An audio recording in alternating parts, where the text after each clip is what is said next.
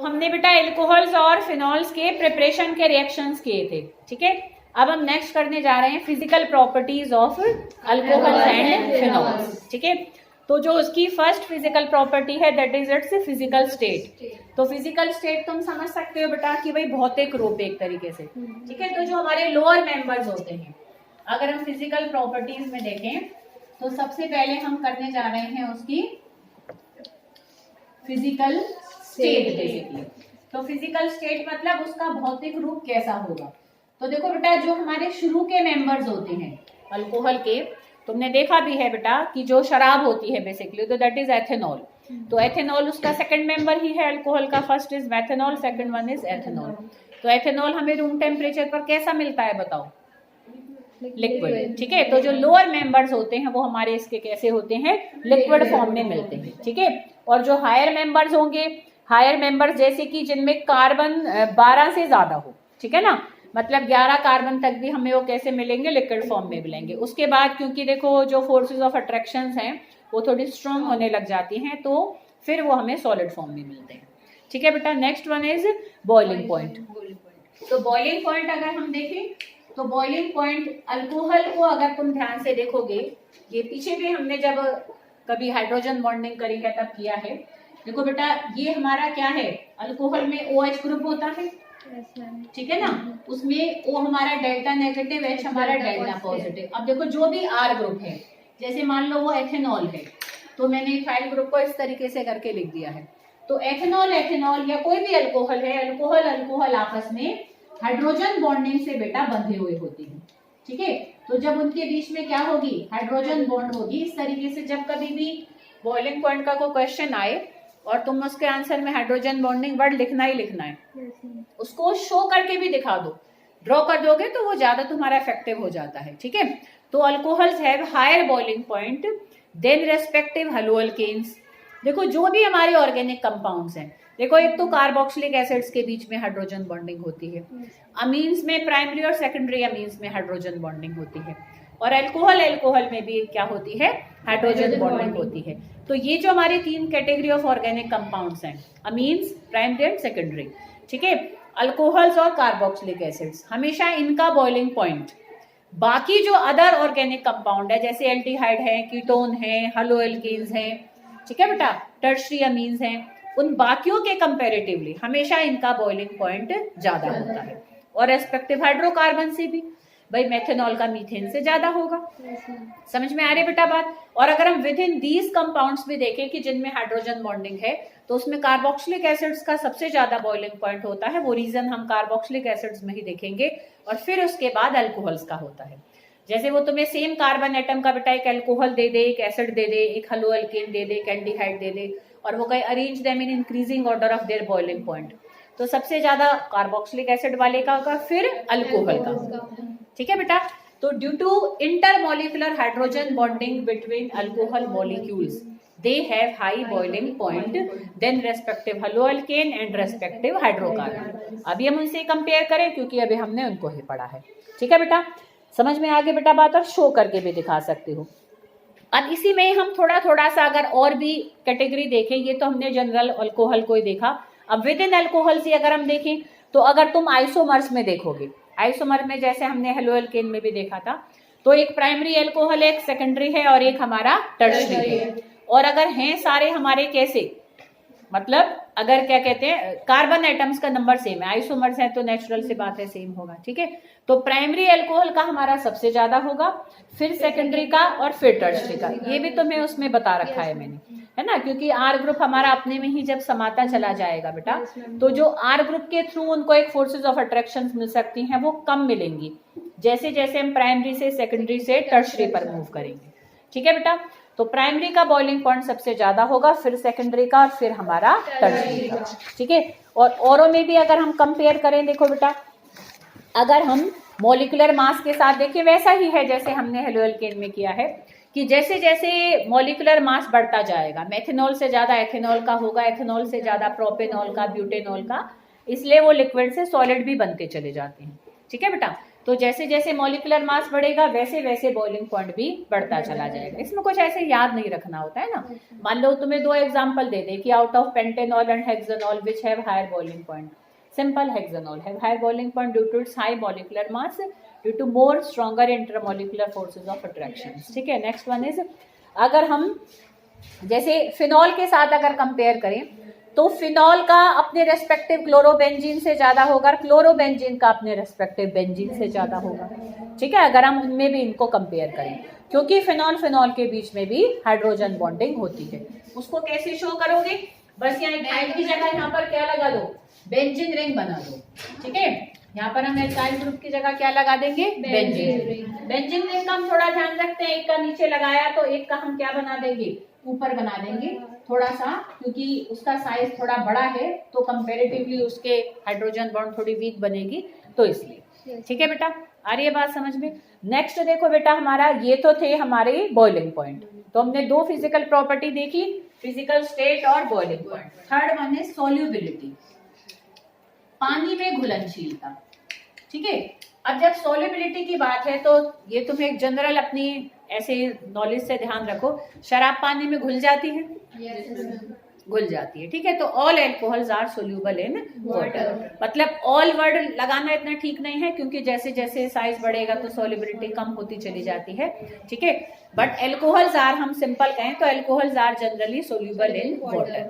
ठीक है, क्यों पानी में वो घुल जाते हैं? क्योंकि देखो बेटा, जैसे यहाँ पर हमारा एथेनॉल था, कोई भी आर ग्रुप है, ठीक है, और वाटर भी हाइड्रोजन बॉन्ड बनाता है। तो जब वाटर वाटर के साथ बना सकता है, एल्कोहल एल्कोहल के साथ बना सकता है, तो एल्कोहल वाटर के साथ भी हाइड्रोजन बॉन्ड बना सकता है। तो alcohols are soluble in water due to their tendency to form hydrogen bond with water. तो उसको भी ऐसे शो करोगे। ठीक है, ये ध्यान रखना है, जब हमें हाइड्रोजन बॉन्ड शो करनी है तो OH को ही चलाना है, जो मेन हमारी चेन चलेगी, जहां हम हाइड्रोजन बॉन्ड को शो करेंगे। ठीक है, यहाँ तो मैं अलग अलग चीजें लटकानी है भाई। अगर हमारे अल्कोहल है तो RR लगा दो, अल्कोहल और वाटर के बीच में हाइड्रोजन बॉन्ड दिखा रहे हो तो एक जगह R लगा दो, एक जगह H लगा दो। ठीक है बेटा, तो they are soluble in water. Simple बात, हाइड्रोजन बॉन्ड वर्ड को पकड़ के रखो बेटा। जब कभी भी अल्कोहल आ जाए या एसिड्स आ जाए तो मेनली उनकी फिजिकल प्रॉपर्टीज के आंसर हाइड्रोजन बॉन्डिंग से ही आएंगे। ठीक है बेटा, बॉइलिंग पॉइंट इनका हाई है due to intermolecular hydrogen bonding, और सोल्यूबल है ये पानी में due to their tendency to form hydrogen bond with water. ठीक है बेटा, क्लियर? तो अब इसमें भी देखो बेटा, पर क्या होगा कि जैसे जैसे साइज हमारा बढ़ता जाएगा वैसे वैसे देखो पानी के साथ हाइड्रोजन बॉन्ड बनाने की टेंडेंसी ना कम हो जाएगी, क्योंकि देखो स्टेरिक हिंड्रेंस बढ़ेगी। फिर हाइड्रोकार्बन पार्ट जब बड़ा हुआ तो सोचो नॉन पोलर पार्ट बड़ा होता चला जाएगा। तो नॉन पोलर पार्ट जब बड़ा होगा ना तो पानी के साथ हाइड्रोजन बॉन्ड बनाने में दिक्कत आने लग जाएगी। तो जैसे जैसे R ग्रुप का साइज बड़ा होता जाएगा वैसे वैसे हमारी सोल्यूबिलिटी क्या होती जाएगी? कम हो जाएगी। अच्छा, आप खुद सोचो, प्राइमरी ज्यादा फैला स्ट्रक्चर है, सेकेंडरी ज्यादा है कि टर्शरी ज्यादा फैला हुआ स्ट्रक्चर है? प्राइमरी हमारा ज्यादा फैला हुआ। देखो ऐसे बन गया ना, सेकेंडरी में ब्रांच बन गई, थोड़ा अपने में समा गया, टर्शरी और गोल हो गया और थोड़ा अपने आप में समा गया। अब देखो बेटा, जितना फैला हुआ स्ट्रक्चर होगा उतना वो वाटर के साथ हाइड्रोजन बॉन्ड बनाने में दिक्कत करेगा ना बेटा। तो इसलिए तुम ध्यान करो, प्राइमरी सेकेंडरी और टर्शरी की अगर बॉइलिंग पॉइंट की बात थी तो प्राइमरी का सबसे ज्यादा था, पर अगर सोल्यूबिलिटी की बात है तो टर्शरी सबसे ज्यादा सोल्यूबल होगा, क्योंकि टर्शरी कम जगह घेरेगा तो वाटर के साथ हाइड्रोजन बॉन्ड आराम से बना लेगा। समझ में आ रही बेटा बात? ठीक है, तो अगर हम सोल्यूबिलिटी की बात करें तो tertiary is most soluble as compared to secondary and primary alcohols, isomers में बेसिकली। ठीक है बेटा, आ रही है बात समझ में? तो इसी में ही अगर हम देखो, एक क्वेश्चन तुम्हारा एक बार आया हुआ है कि why phenol is less soluble in water than lower homologues of alcohol. Homologues समझते हो ना, कि जो एक होमोलोगस सीरीज है उसके जो मेंबर्स होते हैं दे आर कॉल्ड होमोलॉगीज, जैसे मेथेनॉल, एथेनॉल, प्रोपेनॉल, ब्यूटेनॉल। तो ये छोटे मेंबर हैं भाई, क्योंकि फिनॉल में तो 6 कार्बन हो गए, तो अब 6 से जो कम वाले हमारे जो लोअर मेंबर्स हैं अल्कोहल के, methanol, ethanol, propanol, butanol, they are more soluble in water than phenol. तो हम क्या रीजन देंगे? क्योंकि फिनॉल बड़े साइज का है तो उसमें हाइड्रोकार्बन पार्ट बढ़ गया है। तो हाइड्रोकार्बन पार्ट बढ़ने के कारण हमारा देखो बेटा क्या हो जाएगा, उसमें उसकी सोल्यूबिलिटी हमारी कम हो जाएगी। ठीक है, जितना हाइड्रोकार्बन पार्ट बड़ा होगा उतनी ही सॉल्युबिलिटी कम हो जाएगी। तो इसका सिंपल हमें रीजन देना है, कोई हमें ज्यादा डिटेल में नहीं जाना, बट ये 2 या 3 नंबर में शायद आया हुआ है। ठीक है, तो lower members are more soluble in water as compared to phenol because they have smaller hydrocarbon part as compared to in phenol which have larger benzene. समझ में आ रही बेटा बात? ठीक है, तो ये हमने इसकी सॉल्युबिलिटी को देखा। अब हम फोर्थ देखेंगे इसकी फिजिकल प्रॉपर्टी, एल्कोहोलेट्स। देखो ये एल्कोहोलेट्स क्या होते हैं। देखो तुमने हाइड्रेट्स वर्ड सुना है, हाइड्रेट वर्ड सुना है कि हाइड्रेट क्या होता है? ठीक है, इनको थोड़ा यहाँ से साफ कर देते हैं हम। तो हाइड्रेट वर्ड अगर तुमने सुना होगा, देखो बेटा जैसे कि कॉपर सल्फेट 5H2 है ना, और एक मैंने लिखा कॉपर सल्फेट, इन दोनों में क्या फर्क है? देखो बेटा है तो दोनों कॉपर सल्फेट ही, क्या फर्क है?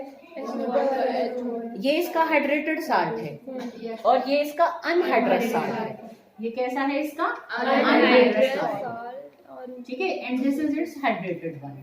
अब जिनमें वाटर ऑफ हाइड्रेशन होते हैं, ये हमारे क्या है? देखो बेटा वाटर ऑफ हाइड्रेशन है। ठीक है, कि इसका जो लेटेस्ट कॉपर और सल्फेट का बना, कॉपर आयन और सल्फेट आयन ने बनाया, तो उनके 1 मोल में 5 वाटर मॉलिक्यूल उनके लेटेस में फिट हो सकते हैं, और जब हम हीट करते हैं तो वो इवोपरेट हो जाते हैं, उड़ जाएगा पानी, तो जो बचेगा वो हमारा अनहाइड्रस कॉपर सल्फेट होगा। तुम्हें एक बार कभी शायद मैंने बताया भी हो, जो ब्लू कलर होता है कॉपर सल्फेट का, तो वो हाइड्रेटेड साल्ट का होता है। Yes ma'am. ठीक है, क्योंकि वाटर में लीजेंट का काम करता है बेटा, और तब कॉपर आयन के साथ मिलकर, तुम्हें पता है कि जो हमारे ट्रांजिशन एलिमेंट्स जब कॉम्प्लेक्सेस बनाते हैं, कोऑर्डिनेशन कंपाउंड्स हमारे D0 से D1 से D9 कन्फिग्रेशन वाले कलर्ड होते हैं। ठीक है ना, तो कॉपर 2 पॉजिटिव है, D9 कन्फिग्रेशन होगा, तो वाटर जब लीगेंड बिहेव करेगा तब उसमें कलर देता है ब्लू। बट जब अनहाइड्रस हो गया तो पानी तो उड़ गया, जो लीगेंड का काम कर रहा था वो तो गई, तो अनहाइड्रस कॉपर सल्फेट हमारा व्हाइट कलर का होता है। ठीक है बेटा, हम जैसे ब्लू कॉपर सल्फेट को ऐसे हीट भी करें ना, वो धीरे धीरे व्हाइट में चेंज हो जाता है। समझ में आ रही बेटा बात? तो जो हाइड्रेटेड साल्ट्स होते हैं वो बेसिकली हाइड्रेट्स होते हैं, उन्हीं को हम क्या कहते हैं? हाइड्रेट्स। तो ये हमारा क्या है? एक हाइड्रेट है। अब अच्छा वाटर हमारा क्या है? एक सॉल्वेंट ही तो होता है। ऐसे ही अल्कोहल्स में बेटा जो हमारे होते हैं ना, जैसे मेथनॉल है, एथेनॉल है, they are very good solvent. Alcohol में बहुत सारी चीजों को डिसॉल्व करके हम सॉल्यूशंस बनाते हैं। ठीक है बेटा, तो जैसे वाटर हमारा सॉल्वेंट है और वाटर लेटिस में फिट होकर क्या बना सकता है? हाइड्रेट। ऐसे ही अल्कोहल्स हमारे सॉल्वेंट हैं और उनके छोटे मेंबर लेटिस में फिट होकर क्या बनाते हैं? अल्कोहल। ठीक है, तो जैसे कि अगर यहाँ पर मैं वाटर की जगह क्या लिख दूं, ऐसे CH3OH अगर हमारा आ जाए लेटिस में, तो basically calcium chloride, magnesium chloride, ये हमारे बेसिकली हाइड्रेट साल्ट्स बनाते हैं। ठीक है, कैल्शियम क्लोराइड देखो 4 CH3OH के साथ 4 मेथनॉल के साथ जुड़ जाएंगे, और जो हमारा मैग्नीशियम क्लोराइड है वो 6 एथेनॉल मॉलिक्यूल के साथ जुड़ सकता है। देखो इस तरीके से CaCl2 4 CH3OH। तो ये क्या है? ये एल्कोहोलेट है। जैसे यहाँ पर वाटर था तो ये हमारा क्या था? हाइड्रेट। तो ये हमारा किसका एग्जाम्पल है? एल्कोहोलेट का एग्जाम्पल है। समझ में आ रही बेटा ये बात? ठीक है, तो इस पर एक बार क्वेश्चन भी आया हुआ है। क्वेश्चन कैसे आया हुआ है? देखो मैंने नीचे करके नोट्स में एक लिखा हुआ है कि वाई कैल्शियम क्लोराइड और जो मैग्नीशियम क्लोराइड एक्चुअल में क्या होते हैं ना बेटा, ये अच्छे मतलब डिहाइड्रेटिंग एजेंट होते हैं। ऐसे समझो जैसे किसी चीज में मॉइस्चर है, मान लो किसी फ्लास्क में मॉइस्चर है, किसी सॉल्वेंट में मॉइस्चर है, पानी है जैसे, है ना, तो हम उसमें इनके वो डाल देते हैं, जैसे कैल्शियम क्लोराइड, मैग्नीशियम क्लोराइड, इनके ऐसे मोटे मोटे से ऐसे क्रिस्टल्स होते हैं या पीसेस कह लो, तो उन पीस को डालकर छोड़ देते हैं, तो वो क्या करता है? पानी खींच लेते हैं। ठीक है, तो ये अच्छे डिलिक्विसेंट नेचर के होते हैं, ऐसे पानी उसमें से सोख लेते हैं। भाई किसी सॉल्वेंट को हमें सुखाना है, जैसे ईथर को सुखाना है, कैल्शियम क्लोराइड छोड़ दो तो वो ईथर में से पानी को खींच लेगा, छान लेंगे हमें सूखा ईथर मिलेगा, लिक्विड फॉर्म में है बट पानी उसमें से निकल गया। अब क्वेश्चन ऐसे आया था कि why calcium chloride and magnesium chloride can not be used to dry alcohol. Alcohol को सुखाने के लिए, भाई अल्कोहल में अगर पानी मिक्स है तो अल्कोहल में से पानी को खींचने के लिए हम कैल्शियम क्लोराइड और मैग्नीशियम क्लोराइड को यूज नहीं करते। क्यों? क्योंकि वो जैसे पानी को खींचते हैं वो तो अल्कोहल को भी, वो अल्कोहल को खींचेंगे क्या, उल्टा अल्कोहल के साथ तो पहले वो अल्कोहलेट ही बना लेंगे। पानी को तो खींच रहे हैं, इसके साथ तो वो एक तरीके से कंपाउंड को ही बना लेंगे। कंपाउंड तो ऐसा नहीं है, वो लैटिस में फिट होते हैं, बट फिर भी कंपेरेटिवली उसके वो तो उनके अंदर ही चले जाएंगे ना। समझ में आ रही बेटा बात? तो अल्कोहल को हम नहीं सुखा सकते, क्योंकि वो पानी लेने की बजाय अल्कोहल को ही अपने लैटिस में लेकर अल्कोहलेट बना लेंगे, तो इसलिए हम उनको यूज नहीं करते। क्लियर बेटा? आ रही है बात समझ में? Next one is intoxicating effect. देखो इंटॉक्सिकेटिंग इफेक्ट क्या होता है, जो हमारी नेक्स्ट फिजिकल प्रॉपर्टी है, दैट इज इंटॉक्सिकेटिंग इफेक्ट। ये देखो बेटा क्या होता है, ये क्या कहता है, देखो तुमने सुना है वैसे तो, अच्छा बताओ शराब पीना अच्छा होता है? No ma'am. अच्छा, जो पीते हैं, तुमने अपने किसी के देखो बाय चांस घर में पीता हो, आस पड़ोस में देखा हो, मूवीज में हमने देखा है, तो क्या शराब पीने वाले मर जाते हैं कि पिया और खत्म? बट फिर भी बॉडी में एडवर्स इफेक्ट वो लाते हैं। पर क्या तुमने कभी ऐसे न्यूज में सुना है जहरीली शराब पीने से इतने लोग मर गए? ऐसे सुना है हमने। तो वो शराब ऐसे जहरीली कैसे हो जाती है? ठीक है, होता क्या है देखो बेटा, जो ड्रिंकिंग अल्कोहल होता है ना, दैट इज एथेनॉल। ठीक है, वो एथेनॉल होता है, और जो मेथेनॉल होता है ना बेटा, ये हमारा जहरीला होता है। ठीक है, दिस इज पॉइजनस, टॉक्सिक होता है ये बेटा। मेथेनॉल कोई पी जाए तो खत्म, ठीक है, वो खत्म हो जाएगा। मेथेनॉल हमारी ड्रिंकिंग अल्कोहल नहीं होता है, इसके टॉक्सिक इफेक्ट होते हैं बॉडी में। बट एथेनॉल इज हमारा क्या है, ड्रिंकिंग अल्कोहल होता है, कि पी जा सकती है। वैसे अलग बात है कि ये धीरे धीरे लीवर को डैमेज करता है, डाइजेस्टिव सिस्टम हमारा खराब, ये स्लो पॉइजन है, ये इंस्टेंट पॉइजन है, ये स्लो पॉइजन है, ये धीरे धीरे मारेगा इंसान को। अगर बहुत हाई अमाउंट में कोई ले ही जा रहा है डेली, उसको एक उसने अपनी डेली हैबिट बना ली है, तो वो स्लो पॉइजन बन के मारेगा। ठीक है, ये एकदम ही मारेगा। अब होता क्या है बेटा, एथेनॉल एक बहुत अच्छा पर सॉल्वेंट भी होता है। एथेनॉल ड्रिंकिंग अल्कोहल के साथ साथ it is a very good solvent, हमारे लैब में भी रखा हुआ है देखो, है ना, कि हमें अल्कोहल की कितने उसमें भी प्रैक्टिकल में भी जरूरत पड़ती है। तो अल्कोहल हमारा, और कोई भी जैसे लैब है छोटी बड़ी, तो अल्कोहल और कितनी सारी इंडस्ट्रीज हैं वहां पर